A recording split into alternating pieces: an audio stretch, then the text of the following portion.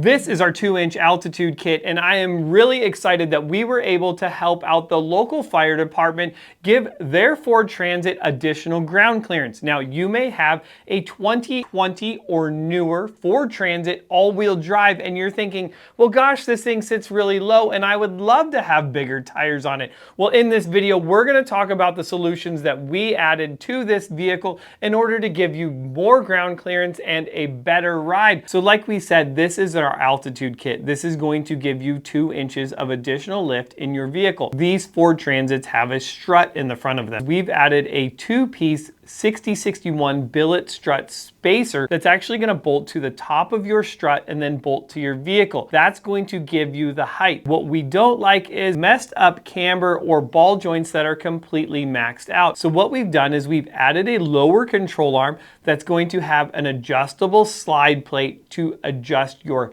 camber on your Ford Transit. We also added the heim joint to the end of it, where normally you would have a pivot bushing, and you're able to actually adjust your caster and add more caster to the front of your vehicle, as well as if you want to push it away from that wheel well so you can do less trimming. We added a wheel and tire combination that's going to help giving you additional ground clearance. Let's talk about what we did there. So I know that you want more ground clearance on your Ford Transit, and the best way to do that is going to be to add a wheel and tire combination. Well, now the thing is you want to go to a bigger tire than you already have, and that's why you had to put that suspension package on it from WeldTec Designs. We did add a 245/75/16 to that, and that is going to be wrapped in a beautiful Method 703 wheel. These wheels are amazing. In the rear of this, we kept it really simple, just adding a block and U-bolt to the rear. Super simple. Well, of course, we like to add one more thing,